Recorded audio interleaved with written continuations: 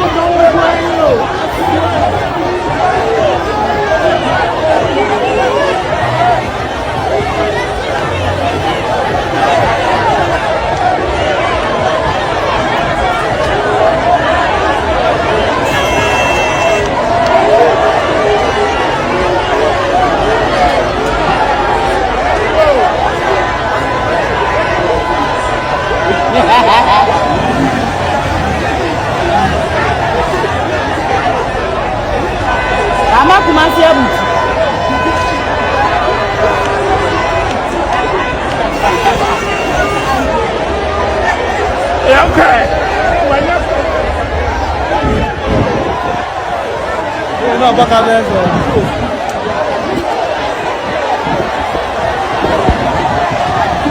Go Lilwin, live Kumasi. Yes, yeah.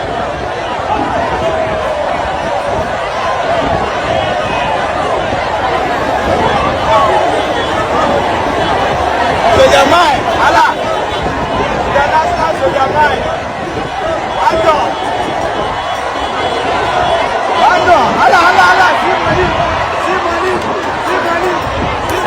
See money.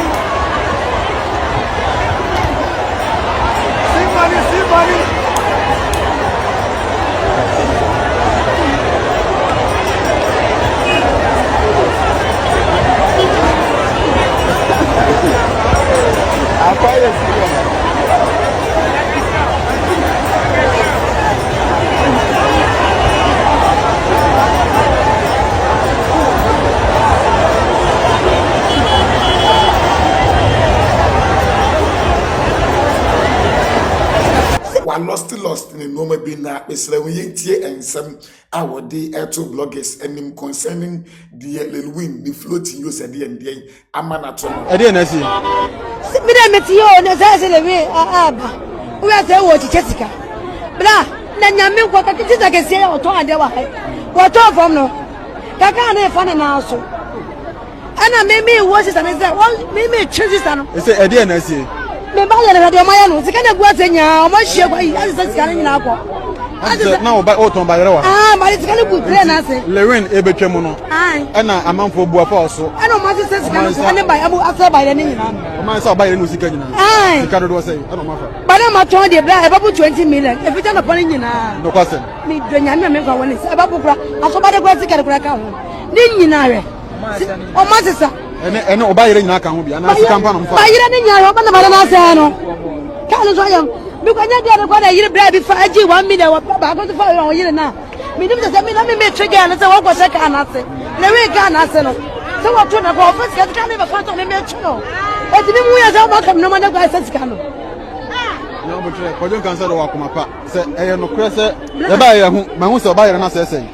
be senya wo kan say sika e wo mu ni ade nyina no mi wa dan so ko me je flow me to ba de fa se me boto mu ja me to ba de de gutra na se dia me na to ba de ko busa no busa me ma no ba busa mu nyina afo de me to ba de fa mo me sika me to ni egu ase obi ba ye na me to na wo tre ko jon kan say me di video ba ko kire mo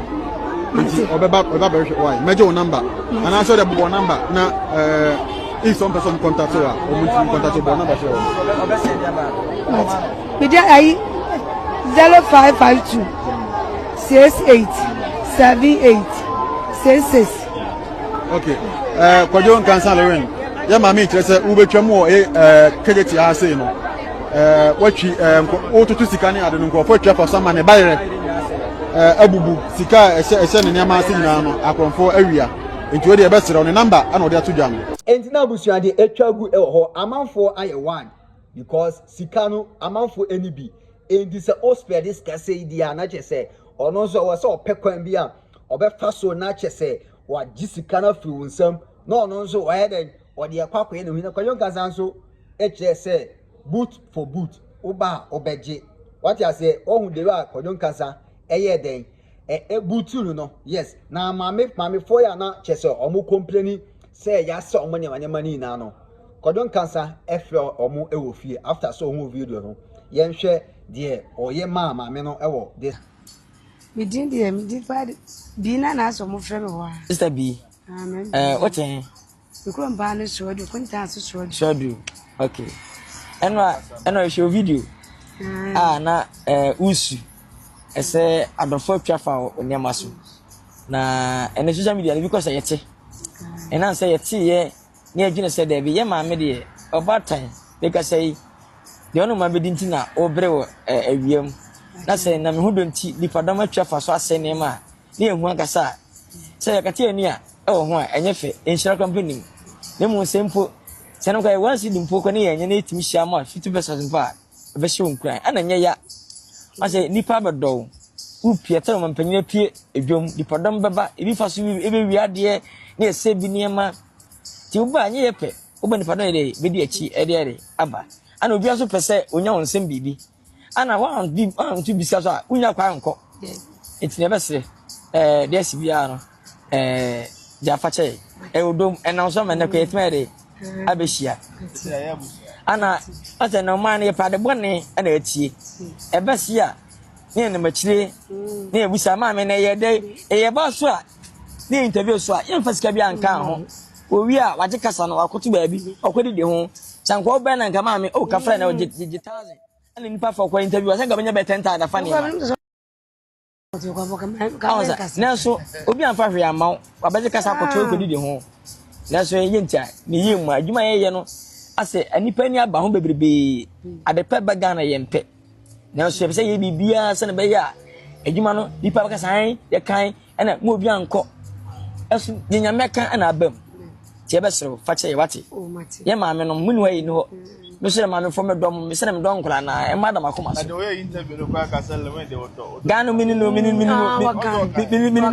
Dubai because ba tra me ma ye video man no that's why mistake in the match na so kakara na wo ntam ntino enu ntira so what time mistake e be say what we have we make what ntino anyway anyway why ntikafra dikakre wo mi too much ntima boka pi we 30 million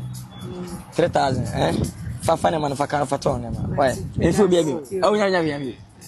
if you ko ton ne ma je o se sinare esi am ya be hia e kwa nya fa so women no why entin man ba ko so chese ono so na e hwe no ada je o ma na bonto ne yem ono so no gross oton no mi so this guy se betam we send some boys na je me trama na be 3 times o ma ye na je o ma no ma ye si obi episka entin nya hwe mfa nche nya hwe and so abusunya we nso de etwagu e wo ho ma me hu adwe nkyele e wo comment section o wie nso ani de mu na wa subscribe to your channel no send any update bia nso etomu a on so benya bi eti na wa share ato other platforms so e de amaye ha na me de wo besi makra bye bye.